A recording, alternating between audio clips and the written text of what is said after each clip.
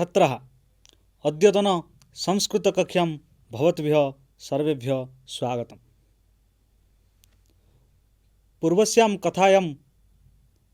पूर्वस्यां कक्षायाम् अस्माभिः किं पठितं सम्प्रति किञ्चित् पश्यामः। मुनिं साखीरूपेण स्वीकृत्य ग्राम्यजनाः अपरदिने मत्स्य अन्वेषणम् अकुर्वन्। मुनि को साक्षी भाव में स्वीकार करी ग्रहण करी गाँ लोक माने परदिन प्रभात रे अन्य दिन रे परदिन रे ता परदिन माछर अन्वेषण कले। अंततः शेषरे सर्वे मिलित्वा पुष्करिण्यां प्रविशन्।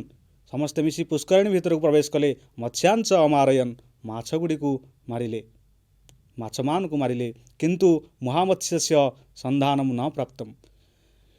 किंतु महामत्स्यस्य महान मत्स्य अथवा बड़ माछर सन्धान पाइले नाही। सकलम दिवसम ते अनिष्टवंत। सारा दिन से अन्वेषण कले किंतु महामत्स्यर सन्धान प्राप्त करि पारले नाही। सायं काले ते नितराम विरक्ता होवन। संध्या समय रे सेमाने अत्यंत विरक्त होई मुनिम उपगम्य मुनिंक निकट को जाई सरोसम अवदत्। क्रोधान्वित होई रागी करी कहउछन्ति, किं भवान् अपि अस्मान् प्रतारयति? आपण मध्य आमको प्रतारणा कले? मुनि धीरम अवदत्। मुनि धीरे कहउछन्ति, अरे महामत्स्य किं सरलतया धर्तुं शक्येत?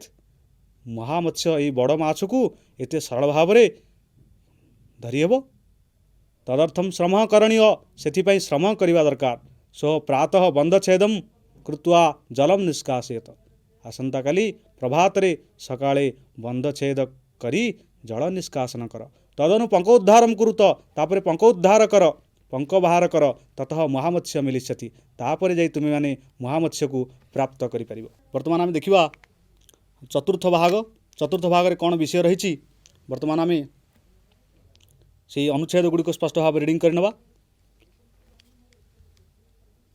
तद्रात्रौ ग्राम्य जनानां नेत्रे निद्रा नास्ति।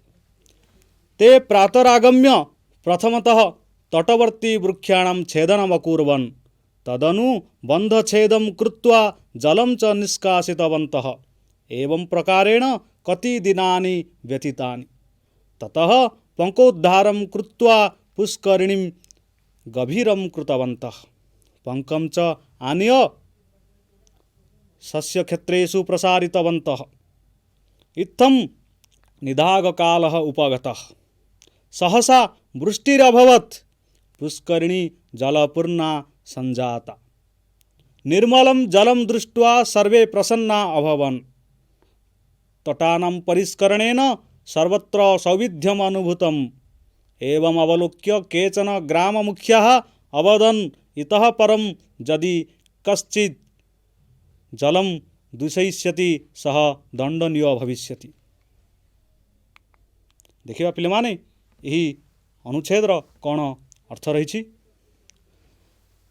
तद्रात्रौ ग्राम्य जनानां नेत्रे निद्रा नास्ति। सही रातिरु गाँ लोक मानक आखिरे आउ निद्रा नाही, निद नाही। कहीं जितेबले बालक कृष्ण मुनि को साक्षी भाव में ग्रहण कला एवं कहिथिला मु जितेबले महान मत्स्य से बड़ माछटी को देखिली से समय मो पाखरे मुनि थिले। मुनि साक्षी देला परे सही रातिरु गाँ लोक मानक आखिरे आउ निद्रा नास्ति, निद नाही।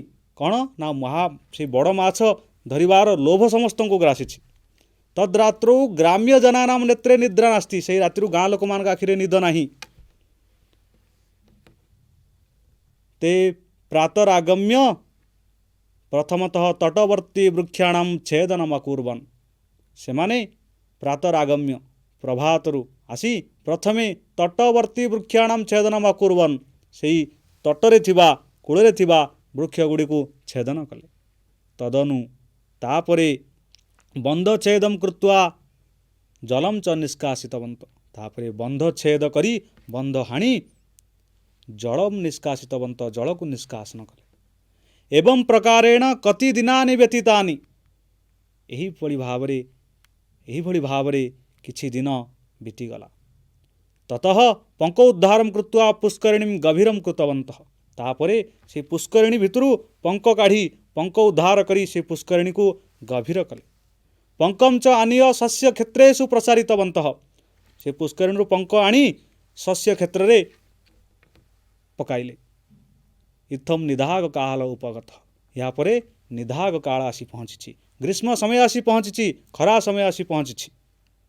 बर्तमान आम पाराग्राफ अनुच्छेद अर्थ आम जानिले देखिबा केते गुडी सकारण विभक्ति रही। बर्तमान आम से विषय जानिनेबा। तद्रात्रौ ये हूँ पिले संधियुक्त पद। आगु यदि आम विच्छेद करवा तत्युक्त रात्रौ तद्रात्रौ। तेणु तद्रात्रौ ये सप्तमी विभक्ति एक वचन अच्छी। यार सकारण विभक्ति कौन हम? अधिकरणे सप्तमी। ग्राम्य जनानाम नेत्रे निद्रा नास्ति। नेत्रे ये मध्य सप्तमी विभक्ति अच्छी। यार सकारण विभक्ति पिले माने हम अधिकरणे सप्तमी। ते प्रातरागम्य प्रथमतः तटवर्ती वृक्षाणाम छेदनम अकुर्वन्। ते तत्शब्दर प्रथम व्यक्ति बहुवचन स तौ ते सेमाने प्रातरागम्य प्रभात सकाळे आसी प्रथमे तटवर्ती वृक्षाणाम तटरे थिबा वृक्ष गुडी को छेदन कले। तदनु बंध छेदम कृत्वा एठी पिलान देख तटवर्ती वृक्षाणाम वृक्षाणाम षष्ठी विभक्ति बहुवचन रछि। तेणु यार सकारण विभक्ति हम कृत जोगे षष्ठी। छेदनम कृदंत पद तेणु से कृत जोगे षष्ठी सकारण विभक्ति। तदनु बंध छेदम कृत्वा जलम च निष्कासितवंत। तापर बंध छेदन करी जल निष्कासन कले। एठी पिले जलम ता तले मध्य रेखांकित कराइछि। जलम यार सकारण विभक्ति हम कर्मपद कर्मणि तृतीया। पंकम च आनीय तथा पंकोद्धारम कृत्वा पुष्करिणीं गभीरम कृतवंत। तदनु बंध छेदम कृत्वा जलम च निष्कासितवंत। बंध छेद करी जल निष्कासन कले। एवं प्रकारेण कति दिनानि व्यतीतानि। एहीपरि भावरे किछि दिन व्यतीगला। एटी देख पिले माने दिनानि ए पदटी जदि परीक्षार सकारण विभक्ति आसे ताले आमे एठी सकारण विभक्ति लिखिबा व्याप्ति अर्थे द्वितीया। ततः पंकोद्धारम कृत्वा पुष्करिणीं गभीरम कृतवंत। तापरे पंको उद्धार करी पुष्करिणी को गभीर कले। एठी पिले माने देख पुष्करिणीं पंकोद्धारम ये गोटे संधियुक्त पद। आकु यदि विच्छेद करिया पंकोद्धारम पंकयुक्त उद्धारम कृत्वा करी पुष्करिणीं पुष्करिणी को गभीरम कृतवंत गभीर कले। पुष्करिणीं कर्मपद यार सहकारण विभक्ति हम कर्मणि द्वितीया। पंकम च आनीय शस्य क्षेत्रेषु प्रसारितवंत। पंकम पंक को आनी शस्य क्षेत्र गुड़िकरे प्रसारित कले पकाइले। इत्थम निदाघ काल उपगत। यहाँ पर निदाघ काल आसी पहुँची। निदाघ काल यार सहकारण विभक्ति परीक्षा आसे आम कौन लिखा कर्तरी प्रथमा। देखिबा परवर्ती ए अनुच्छेद आउ कौन अर्थ रही। सहसा वृष्टिर अभवत। तापरे हठात वृष्टि है। पुष्करिणी जलपूर्णा संजाता। से पुष्करिणी जलपूर्णा संजाता। पुष्करिणी पोखरीटी जलरे परिपूर्ण है। निर्मलम जलम दृष्ट्वा सर्वे प्रसन्ना अभवन्। निर्मलम जलम दृष्ट्वा सर्वे प्रसन्ना अभवन्। ए निर्मल जल को देखी समस्ते अत्यंत प्रसन्न हेले। तटानां परिष्करणेन सर्वत्र सौविध्यम अनुभूतम। तटगुड़ी को ये वृक्ष छेद करी परिष्कार करने द्वारा सर्वत्र सौविध्यम अनुभूतम। तेणु से पुष्करिणीर चतुर्पार्श्वे सब जीवा आसवा गमन आगमन इत्यादि सुविधा उपलब्धि कले। सर्वत्र सौविध्यम अनुभूतम। एवं अवलोक्य केचन ग्राम मुख्या अवदन। यह देखी किछि ग्रामर किछि मुख्य व्यक्ति माने ग्राम मुखिया गाँर मुख्य व्यक्ति माने कौन कहले। इतः परम जदि कश्चित जलम दूषयति सह दंडनीय भविष्यति। यहाँ पर जदि कहीं ये जल को दूषित करिवो से दंडनीय हेबो। देखिबा वर्तमान पिले माने कौन रही सहकारण व्यक्ति। निर्मलम जलम ये जलम शब्द तले रेखांकित कराई यार सहकारण व्यक्ति हम जलम कर्मणि द्वितीया। सहसा वृष्टिर अभवत पुष्करिणी जलपूर्णा संजाता। निर्मलम जलम दृष्ट्वा सर्वे प्रसन्ना अभवन्। निर्मलम जलम निर्मल जल को देखी सर्वे समस्ते प्रसन्ना अभवन् प्रसन्न हेले। तटानां परिष्करणेन सर्वत्र सौविध्यम अनुभूतम। तटानां परिष्करणेन ଏଠି ପରିଷ୍କरणେନ ଏହି ଶବ୍ଦ ତଳେ ପିଲାମାନେ ରେଖାଙ୍କିତ କରାଯାଇଛି। यार सहकरण विभक्ति कौन हम ना तट तटर चतुर्पार्श्व परिष्कार करने हेतु सर्वत्र सौविध्यम अनुभूतम सब प्रकार सुविधा से उपलब्धि कले तेणु यार सहकरण विभक्ति हम हेतु तृतीया। एवं अवलोक्य केचन ग्राम मुख्य अवदन एवं अवलोक्य ये संधिजुक्त पद अच्छी या विच्छेद करवा एवं युक्त अवलोक्य केचन एक अव्यय पद किछि ग्राम मुखिया गाँवर मुखिया मुखिया अथवा मुख्य व्यक्ति माने तेणु जी ग्राम मुखिया यही पद तले पे रेखांकित कर यार सहकरण विभक्ति कौन हम कर्तरी प्रथम। ग्राम मुखिया अवदन गाँव मुख्य व्यक्ति माने कहते इतः परम जदि कश्चित जलम दूषयिष्यति यापर जदि कहीं जल को दूषित करती सह दंडनीय भविष्यति से माने दंडनीय हेबे ये दंडनीय तले रेखांकित कर दंडनीय कर्तृपद तेणु यार सहकरण विभक्ति हम कर्तरी प्रथम। बर्तमान देखिए परवर्ती अनुच्छेद कौन रही एकदा मुनि कृष्णं दृष्ट्वा आकारितवान् तम आश्रम आनीय अपृच्छत् अरे कृष्ण सत्यम किं ज्ञातम वा न ज्ञातम अरे सत्य कथनेन केवलं सत्यम न भवति यत् कल्याणकरं वचनं तदपि सत्यम। वर्तमान ये अंश दीर्घ रीडिंग कले यार कौन अर्थ रही बर्तमान आम देखी ना। एकदा मुनि कृष्णं दृष्ट्वा आकारितवान् थरे मुनि मुनि कृष्णं दृष्ट्वा आकारितवान् कृष्णं कृष्ण को ये हूँ पे कर्मपद तेणु यार सहकरण विभक्ति हम कर्मणि द्वितीय।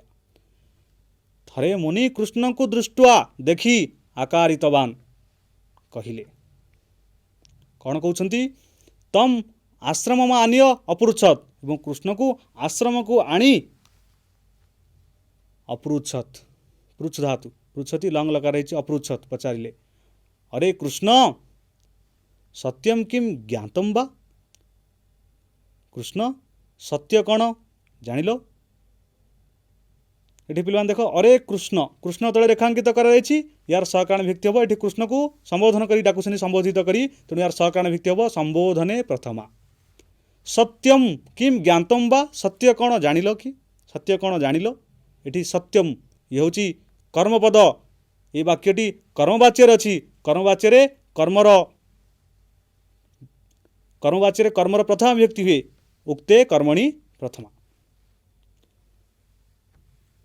मुनि कृष्ण कहते सत्यम किम ज्ञातम बा सत्य कौन जानिल कृष्ण प्रति उत्तर दे कहूँ न ज्ञातम जानीपारा नहीं कृष्ण तेणु मुनि कहते अरे सत्य कथनेन केवलम सत्यम न भवति सत कहवा द्वारा केवल ही सत्य सेटा ही स्वीकार करा जाए नहीं सत्य कथनेन केवलम सत्यम न भवति सत कहवा द्वारा केवल से सत्य हो न था। ये पे देख सत्य कथनेन ये पे रेखांकित कर सत्य कथनेन सहकरण विभक्ति करणे तृतीया सत कहवा द्वारा केवलम सत्यम न भवति केवल सत्य हो न थाए ताले कौन सत्य यत् कल्याणकरम वचनम तदपि सत्यम जहा कल्याणदायक कल्याणप्रद मंगलप्रद वचन ताही हेउची सत्य। देख पिले माने एठी वचनम तले रेखांकित कर वचनम सहकरण विभक्ति कौन हम कर्तरी प्रथमा। जेतेबेले बालक कृष्ण सत कौन जानीपारा नहीं मुनि ताकू बुझाई कहते केवल सत कहवा द्वारा सत हो न थाए सत्यम न होती यत् कल्याणकरम वचनम जो कथा जो वचन जो उक्ति कल्याणकर मंगलप्रद से ही हूँ सत्य। देखिबा परवर्ती पैराग्राफ में कौन लिखा रही वर्तमान आम देखा पितामही पुलोमजाम अबोधयत् अस्माकं शास्त्रे वर्तते सत्यम ही वचनम श्रेयः सत्यादपि हितं भवेत् यद्भूतं हितम अत्यंतम एतद् सत्यम मतम मम। वर्तमान देखिए पे यार अर्थ कौन रही पितामही पुलोमोजाम अबोधयत। प्रथम भाग में आम पढ़ी पितामही जेजीमा पुलोमोजा तार नातुणी को ये कथा ये गल्प शुणाउछंती। पितामही पुलोमोजाम अबोधयत, तार जेजीमा पुलोमोजा नातुणी को अबोधयत कहउछंती। कौन कहउछंती? अस्माकं शास्त्रे वर्तते, अस्माकं शास्त्रे आमर शास्त्र रे कहा जाइछि। कौन कहा जाइछि? सत्यम ही वचनम श्रेय सत्यादपि हितम भवेत। सत्य वचन ही होछि श्रेयस्कर वचन, सत्यादपि हितम भवेत।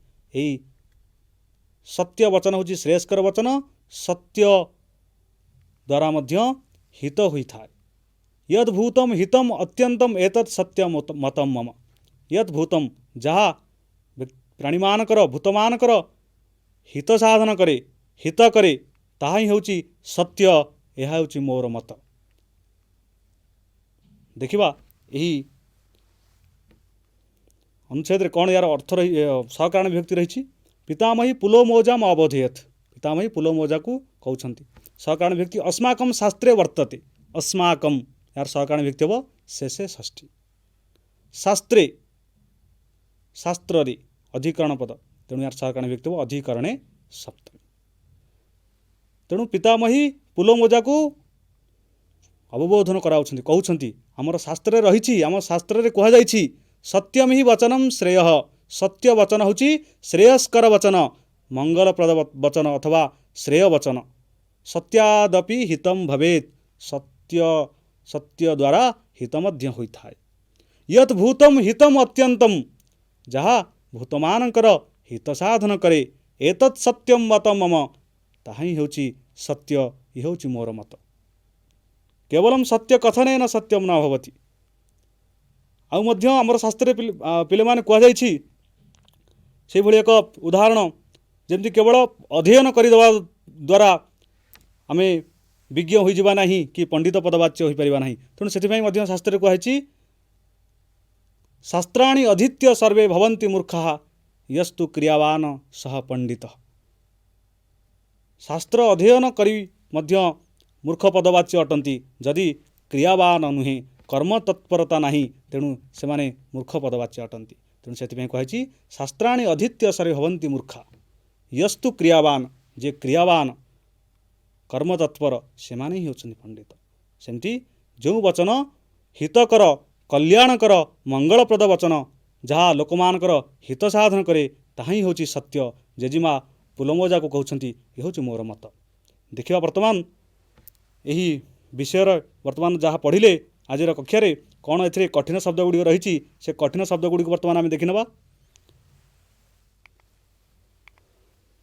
तद्रात्रौ, सही राति रे, ग्राम्य जनान गाँ लोक मानकर प्रातरागम्य सकाळु आसी छेदनम काटिबा, तदनु तापरे कति दिनानि केते दिन व्यतीतानि बीतीगला,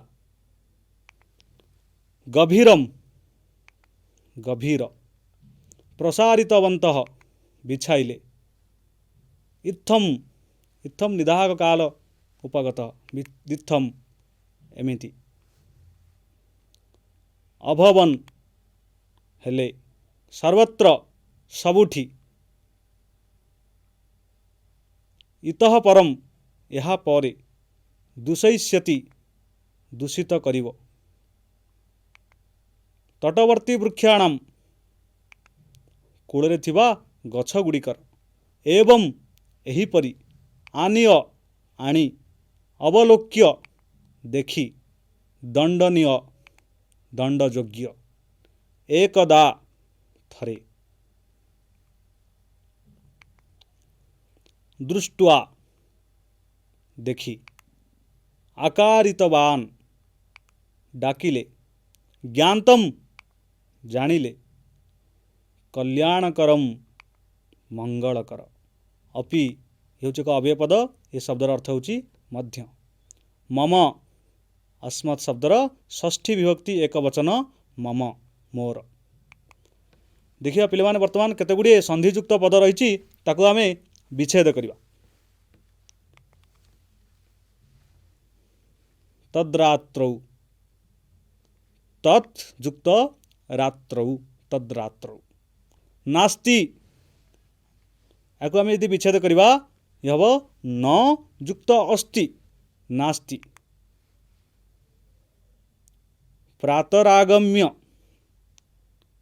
याकू जब विच्छेद करवा कौन हम प्रातः जुक्त आगम्य, ये हूँ विसर्ग संधि। तापर पिले रही छेदनम अकुर्वन्, छेदनम जुक्त अकुर्वन्। अनंतरम पद तदनु, ये हूँ जस्तो संधि। तेणु यदि आम विच्छेद करवा कौन हम तत् जुक्त अनु, तदनु। वृष्टिरभवत्, ये मध्य विसर्ग संधि पिले माने याकू यदि विच्छेद करवा वृष्टि ही जुक्त अभवत्, वृष्टिरभवत्। केते गुड़े पद रही वर्तमान ये पद गुड़ी वर्तमान आम विच्छेद करवा। एवं अवलोक्य, एवं जुक्त अवलोक्य। कश्चित्, कह जुक्त चित्। दंडनीयो भविष्यति, विसर्ग संधि। जदि आपको यदि आम विच्छेद करवा कौन हम दंडनीय जुक्त भविष्यति। इठी ओकार कहीं ना विसर्ग पर द्वितीय शब्दर आद्य वर्ण जदि वर्गर तृतीय चतुर्थ पंचम वर्ण एवं यवरल थाए ताले विसर्गटी ओकार परिणत हम। दंडनीय जुक्त भविष्यति, दंडनीय भविष्यति। सौविध्यम अनुभूतम, सौविध्यम जुक्त अनुभूतम, सौविध्यम अनुभूतम। वर्तमान पिले देखा केते गुड़िए पद विच्छेद हो रही ताकू आम जुक्त करवा, संधि करवा। आश्रमम जुक्त आनीय, आश्रमम जुक्त आनीय, आश्रमम आनीय। भो जुक्त अति, भो जुक्त अति भवति। अयादि संधि, अयाय अभाव आगमन हब, भो जुक्त अति भवति। तत् जुक्त अपि, तदपि, ये जस्तो संधि। पुलोमजाम अबोधयत्, पुलोमजाम अबोधयत्, पुलोमजाम अबोधयत्। सत्यात् जुक्त अपि, ये मध्य जस्तो संधि। ये तटी तृतीय वर्ण आदेश हो जदि परवर्ती शब्दर आद्यवर्ण द्वितीय शब्द आद्यवर्ण ह्रस्व स्वर थो। सत्यात् जुक्त अपि, सत्यादपि। जत जुक्त भूतम, जत जुक्त भूतम, जद्भूतम। हितम जुक्त अत्यंतम जुक्त एतत्, हितम जुक्त अत्यंतम जुक्त एतत्, हितम अत्यंतम एतत्। पिले माने वर्तमान आज विषय परिसमाप्ति घटी। वर्तमान कौन रही आज कक्षार प्रश्न गुड़िक, से प्रश्न गुड़िक वर्तमान आम देखा। प्रथम प्रश्न संक्षिप्त उत्तरमूलक प्रश्न पिले रही। क्षुद्र उत्तरमूलक प्रश्न। प्रथम प्रश्न तद्रात्रौ केशाम नेत्रे निद्रा नास्ति, सही रातिरु केउ मानकर आखिरे निद्रा नथिला, निद नथिला जेतेबेले महामत्स्य अथवा बड़ माछ विषय संधान मुनिंक ठारू प्राप्त कले। जेतेबेले मुनिंक ठारू महान मत्स्य विषय संधान पाइले सही रातिरे गाँ लोक मानक आखिरे निद नथिला। परवर्ती प्रश्न कथम ग्राम्य जनाः जलम निष्कासितवन्थ, किपरि गाँर लोक माने से पुष्करिणी जल निष्कासन करे। बंधछेदम कृत्वा, बंधछेद करी गाँ लोक माने जल निष्कासन कले। तृतीय प्रश्न पिले माने पुष्करिणी कथम गभीरम कृतवंत, से पुष्करिणी को किपरि भाव से माने गभीर कले। पुष्करिणी कथम गभीरम कृतवंत, पुष्करिणी को किपरि गभीर कले। पंकोद्धार करी पुष्करिणी को गभीर कले। पंकोद्धारम कृत्वा पुष्करिणी गभीरम कृतवंत। परवर्ती प्रश्न चतुर्थ प्रश्न सर्वे कथम प्रसन्ना अभवन्, सर्वे ग्राम्य जनाः कथम प्रसन्ना अभवन्, गाँर लोक माने किपरि प्रसन्न अत्यंत खुशी हेले। पुष्करिणीर निर्मल जल को देखी गाँ लोक मैंने अत्यंत खुशी हेले। पिले माने आजिर कक्षार परिसमाप्ति घटी। परवर्ती कक्षारे आमे एक नूतन विषय पढ़िबा। तदानीं पर्यन्तं तिष्ठामि। धन्यवाद।